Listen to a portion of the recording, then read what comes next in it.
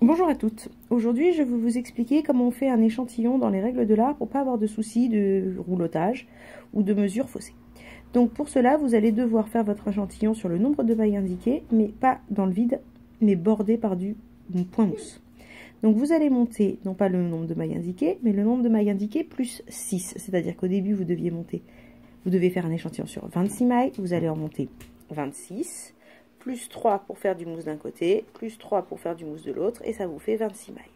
Vous allez également faire 6 rangs ou 4 rangs avec des mailles tout à l'endroit, de manière à avoir le bas qui soit bien placé et que ce soit du point mousse. Ensuite, vous allez travailler sur les rangs endroits tout à l'endroit et sur les rangs envers, une maille à l'endroit, une maille à l'envers. Donc, je vous montre comment on fait un rang endroit de jersey.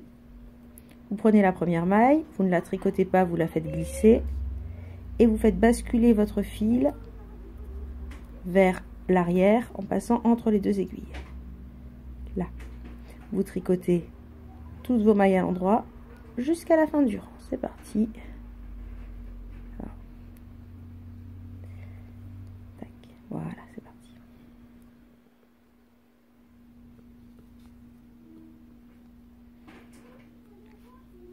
C'est assez perturbant de regarder à travers l'écran du téléphone.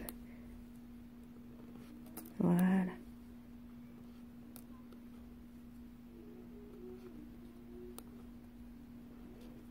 Je fais doucement pour vous montrer comment on fait les rangs à l'endroit.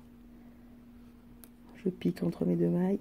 Enfin, je pique le fil là. Tac. J'enroule. Je lâche. Et je vais jusqu'au bout tranquillement.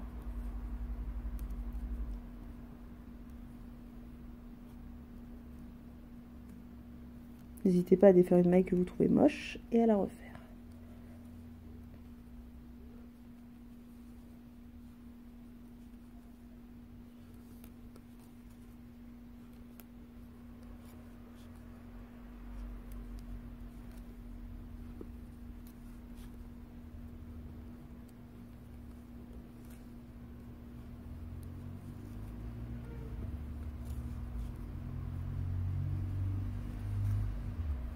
J'arrive au bout du rang,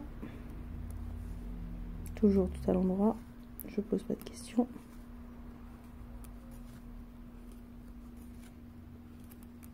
Et je vais retourner mon ouvrage après avoir tricoté ma dernière maille à l'endroit. Tac. Je tourne. Je vois que je suis sur l'envers. Je n'ai plus les jolis petits V du jersey. Mais je vois apparaître du jersey envers qui ressemble à du point mousse, mais moins espacé. Donc, de la même manière que tout à l'heure, je glisse la première maille de mon ouvrage. Je passe le fil entre mes deux aiguilles. Et je tricote 2 mailles de plus à l'endroit. 1, 2. Et je repars tout à l'envers. Jusqu'à 3 mailles de la fin. Donc la maille envers, je vous la remontre tranquillement. On pique, on passe par-dessus, on enroule et on glisse.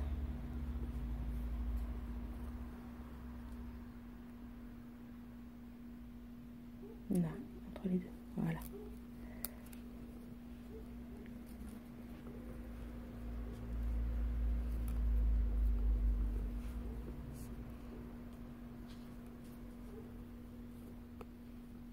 Ce qui est sympa quand on tricote un échantillon, en plus, c'est qu'on voit un petit peu apparaître les nuances de la laine qu'on a choisie.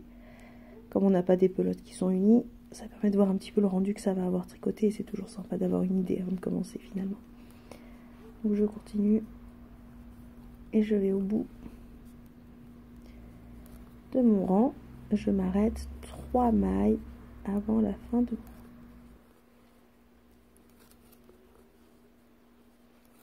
Il est très important que vous preniez les mêmes aiguilles que celles que vous allez utiliser pour faire le châle.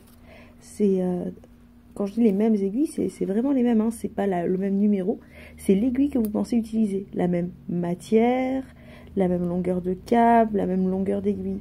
Tous les paramètres que vous allez faire changer sur vos aiguilles vont changer votre façon de tricoter et vont changer votre tension. Ce qui fait que le résultat ne sera pas le même en fonction de l'aiguille que vous utilisez. Je me souviens d'avoir commencé un ouvrage avec des aiguilles en bois et de devoir continuer avec des aiguilles en métal. J'ai dû tout défaire parce que c'était pas la même tension. Donc les 3 dernières mailles, vous avez vu, je les ai tricotées à l'endroit et pas à l'envers. Tac. Celle-là, elle n'est pas venue comme il faut. Je vais voilà. Je l'ai eu, clac, clac, clac. Voilà. Donc les 3 dernières mailles à l'envers. Je retourne et je continue comme ça.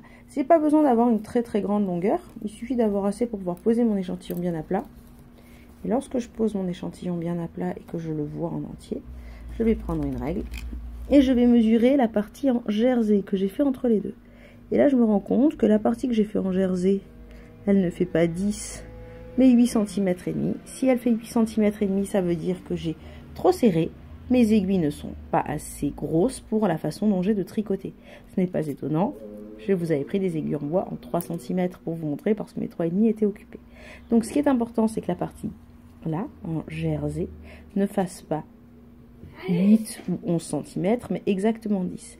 Si jamais votre tricot est trop lâche, ce qui va se passer, c'est que vous allez consommer plus de laine par maille. Si vous consommez plus de laine par maille, vous allez arriver à la fin de votre pelote avant d'arriver avant la fin de votre châle. Si jamais vous n'avez pas assez de centimètres, votre tricot est beaucoup trop serré.